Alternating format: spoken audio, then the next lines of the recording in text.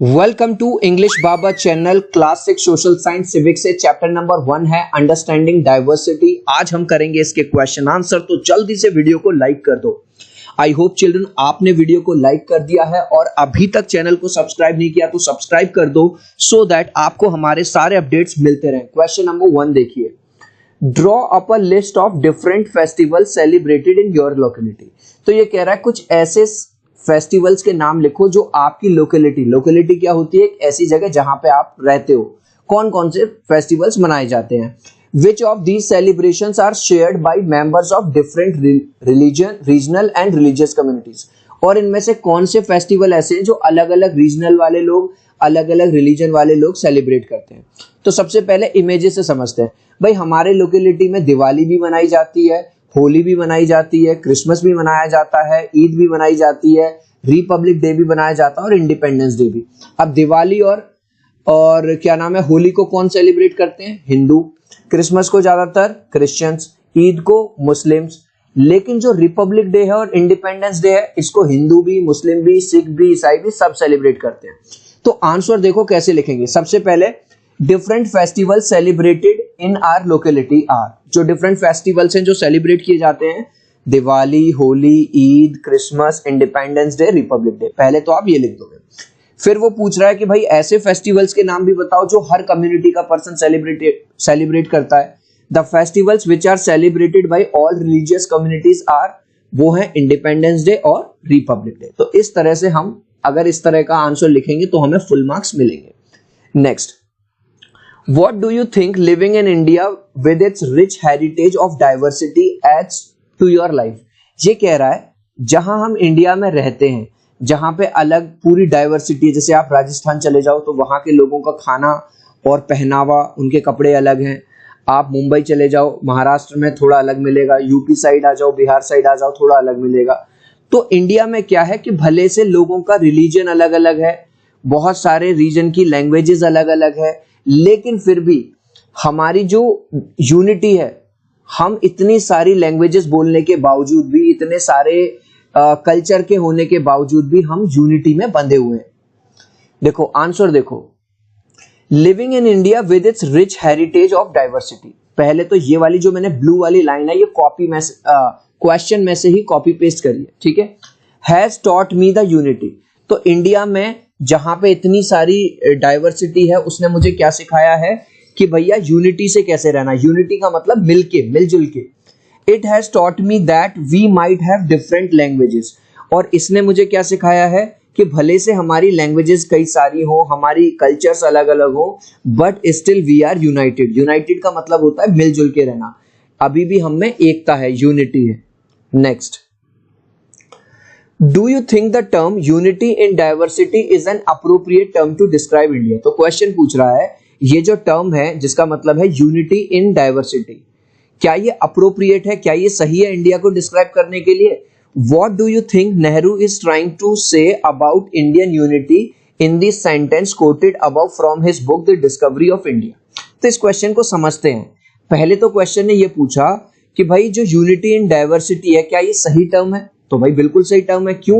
क्योंकि अभी हमने देखा कि हमारे यहाँ इंडिया में अलग अलग रिलीजन है, कोई हिंदू है, कोई मुस्लिम है, कोई सिख है, कोई ईसाई है, कोई बौद्ध धर्म को फॉलो कर रहा है, कोई जैनी है।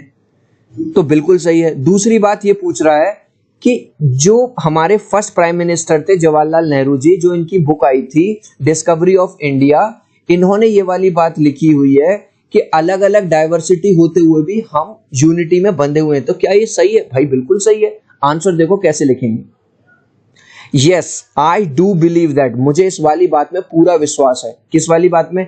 Unity in diversity is an appropriate term to describe India. अब ये जो ब्लू वाला पार्ट है ये मैंने पूरा कहां से कॉपी किया है, ये देखो, unity in diversity is an appropriate term to describe India. तो चिल्ड्रन अगर हम थोड़ा सा अपना दिमाग यूज करेंगे तो बहुत सारी चीजें हैं जो हमें क्वेश्चन में ही मिल जाएंगे। Nehru ji has written that despite having different religion, caste and language the whole country stands together. तो नेहरू जी ने अपनी बुक डिस्कवरी ऑफ इंडिया में क्या लिखा है?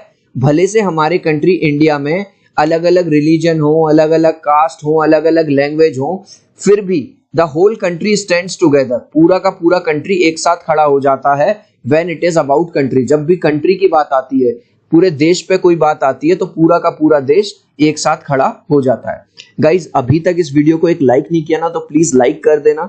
आपके एक लाइक से, एक सब्सक्राइब से बहुत सपोर्ट मिलता है। मैं 3 तक काउंट करूंगा चिल्ड्रन, प्लीज वीडियो को लाइक कर देना। 1 2 3। आई होप चिल्ड्रन आपने वीडियो को लाइक कर दिया है और चैनल को सब्सक्राइब कर दिया। Thank you children. नेक्स्ट,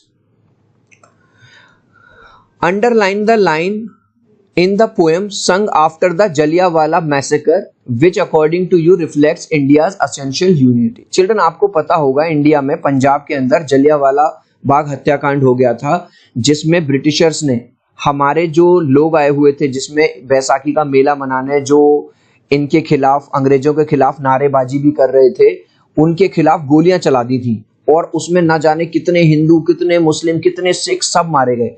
तो अब ये कह रहा है उसके बाद जो पोयम लिखी गई थी उस पोयम में से वो वाली लाइन बताओ जो ये बताती है कि हम सब अलग अलग होते हुए भी एक ही हैं।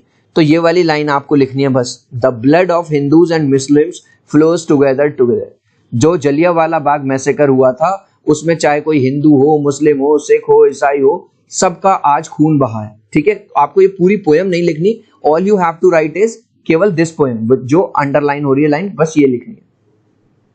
लास्ट क्वेश्चन क्या है, choose another region in India and do a similar study of historical and geographical factors that influence the diversity। आपको कह रहा है इंडिया का एक रीजन चूज करो, एक क्षेत्र फील्ड लो, ठीक है, और उसके बारे में बताओ। तो हम जो चूज कर रहे हैं वो चूज कर रहे हैं लद्दाख। गाइज आपको पता होगा लद्दाख में बहुत ज्यादा ठंड पड़ती है, तो सबसे पहले हम क्या बताएंगे, लद्दाख के अंदर वेजिटेशन, एग्रीकल्चर कैसा है, क्योंकि यहाँ पे बहुत ज्यादा बर्फ पड़ती है, बहुत ज्यादा ठंड पड़ती है, तो यहाँ पे जो वेजिटेशन है, जो एग्रीकल्चर है, बहुत कम होती है। तो पहला पॉइंट आप क्या लिख दोगे, सबसे पहले आप हेडिंग डाल दोगे लद्दाख। और एग्रीकल्चर कैसा है, वेरी लिटिल एग्रीकल्चर। अब इसमें देखो चिल्ड्रन, जो आपने हिस्ट्री में पढ़ा होगा, जो हमारे रूट्स थे, तो जो लद्दाख था एक बहुत फेमस ट्रेड रूट था। ट्रेड रूट क्या होता है, जहां से होके देख रहे हो यहाँ पे ये ऊंट वगैरह पे ये जा रहे हैं, मतलब व्यापार करने। इंडिया के जो स्पाइसेस वगैरह थे वो दूसरे कंट्रीज में जाते थे, दूसरे कंट्रीज से जो अच्छी चीजें थी वो यहाँ पे आती थी। तो दूसरा पॉइंट आप क्या लिख दोगे इसमें, दूसरा पॉइंट लिख दोगे good trade route in past. अब हम बात करेंगे रिलीजन की। अगर लद्दाख में मेनली रिलीजन की बात करें तो बुद्धिज्म और इस्लाम ये सबसे ज्यादा है। ठीक है, तो यहाँ पे आप रिलीजन डाल के हेडिंग बुद्धिज्म एंड इस्लाम लिख दोगे। इस लास्ट क्वेश्चन का आंसर आप मुझे दोगे कमेंट सेक्शन में, देखता हूं आप में से कितने बच्चे राइट आंसर देंगे। Nehru ji wrote a book named the discovery of dash. Nehru ji ने एक बुक लिखी थी जिसका नाम था discovery of America, India, USA या नन। इस क्वेश्चन का आंसर आप मुझे दोगे कमेंट सेक्शन में, देखूंगा कितने बच्चे राइट आंसर देंगे। आप चाहो तो ए, बी, सी या डी भी लिख सकते हो, मैं समझ जाऊंगा। ठीक है, सो आई होप मेरा ये छोटा सा वीडियो आपको बहुत अच्छा लगा होगा। वीडियो को लाइक कर देना, चैनल को सब्सक्राइब कर देना। अब हम मिलते हैं अगले वीडियो में, बाय बाय।